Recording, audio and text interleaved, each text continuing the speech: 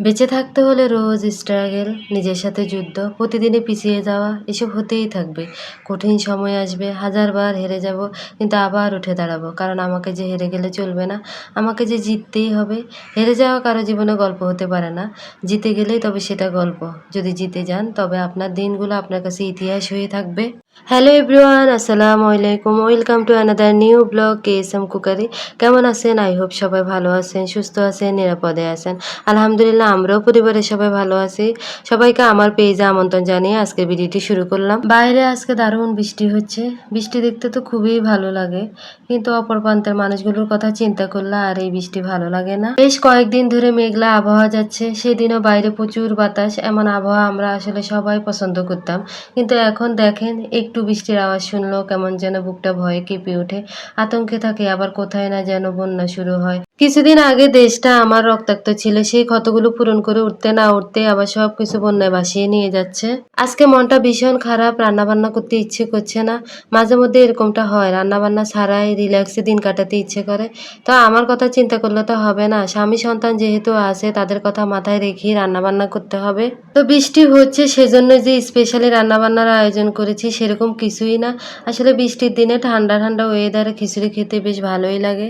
তো যাই হোক, আজকে একটু মুসুরির ডাল দিয়ে, ভাতের চাল দিয়ে খিচুড়ি করে নিয়েছি। ভাতের চালের এই খিচুড়ি শুধু মুসুরির ডাল দিয়ে রান্না করলে বেশ ভালোই লাগে। এইদিকে খিচুড়ি কিন্তু হয়ে গিয়েছে। আজকে খিচুড়ির মধ্যে হলুদ বাদে সব ধরনের মশলা দিয়ে রান্না করে নিয়েছি। ফ্রিজে কয়েকটা আমড়া ছিল, খিচুড়ির সাথে খাওয়ার জন্য শর্টকাটে আমড়ার আচার তৈরি করে নিব।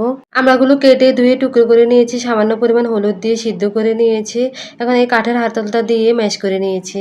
আজকে রান্নাবান্নাগুলো খুব সিম্পল ভাবে করে নিচ্ছি। মাঝে মধ্যে এই টাইপের রান্নাবান্না খেতে বেশ ভালোই লাগে। এই তো ডিমের তেল ঝোল রান্না করবো, এর জন্য কড়াইতে পরিমাণ মতো তেল দিয়েছি। এখানে পেস্ট করে নিয়েছি, পেঁয়াজ পেস্ট করে দেওয়ার কারণে ডিমের ঝোল ঘন হবে। আপনারা চাইলে কুচানো পেঁয়াজ দিয়ে রান্না করতে পারেন। তো এই পর্যায়ে সামান্য পরিমাণ আদা রসুন বাটা দিয়েছি। এই পর্যায়ে দিয়েছি পরিমাণ মতো লবণ, গুঁড়া মশলাগুলোও অ্যাড করে নিচ্ছি। যেমন হলুদের গুঁড়া, মরিচের গুঁড়া দিয়েছি, মরিচের গুঁড়াটা একটু বেশি দিয়েছি। যে যেমন ঝাল খান ওইভাবেই দিয়ে নেবেন। যেহেতু ডিমের তরকারি একটু ঝাল ঝাল হলে ভালো লাগবে। আর দিয়েছি জিরা গুঁড়া, গরম মশলা গুঁড়া দিয়ে এখন মশলা ঢাকনা দিয়ে ঢেকে কষিয়ে নেব। এইদিকে খিচুড়ি হয়ে গিয়েছে, কাঁচামরিচ ফালি করে দেওয়ার পরে কম আছে দমে বসিয়ে রেখেছিলাম, এখন নামিয়ে নিচ্ছি।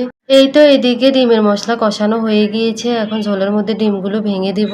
তো এই মুহূর্তে যারা আমার ভিডিওটি দেখছেন তারা প্লিজ একটি লাইক দিয়ে ভিডিওটি কন্টিনিউ করবেন। আর যারা আমার পেজটি নতুন ভিজিট করছেন, যদি আমার ভিডিওটি ভালো লেগে থাকে তাহলে আমার পেজটি লাইক শেয়ার ফলো করে পাশে থাকবেন।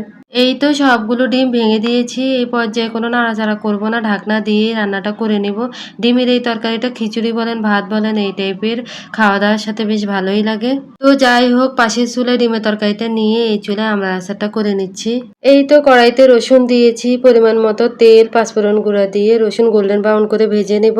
রসুনটা যখন তেলের মধ্যে ভাজা ভাজা হয়ে যাবে, পাঁচফোড়নের সুন্দর একটা ফ্লেভার বের হবে, তখনই আগে থেকে সিদ্ধ করে রাখা আমরা দিয়ে নিয়েছি। এই পর্যায়ে বেশ কিছুক্ষণ ভেজে পরিমাণ মতো লবণ, চিনি, মরিচের গুঁড়া অ্যাড করে নিয়েছি।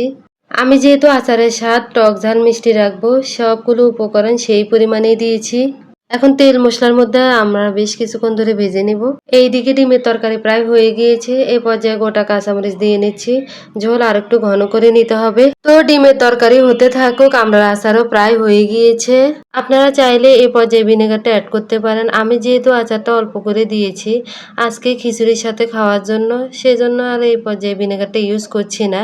আমি এই একই নিয়মে প্রতি বছর এই আমড়া আচারটা দিয়ে থাকি। আমড়ার এই আচারটা খিচুড়ি, বিরিয়ানি, পোলাওর সাথে বেশ ভালোই লাগে।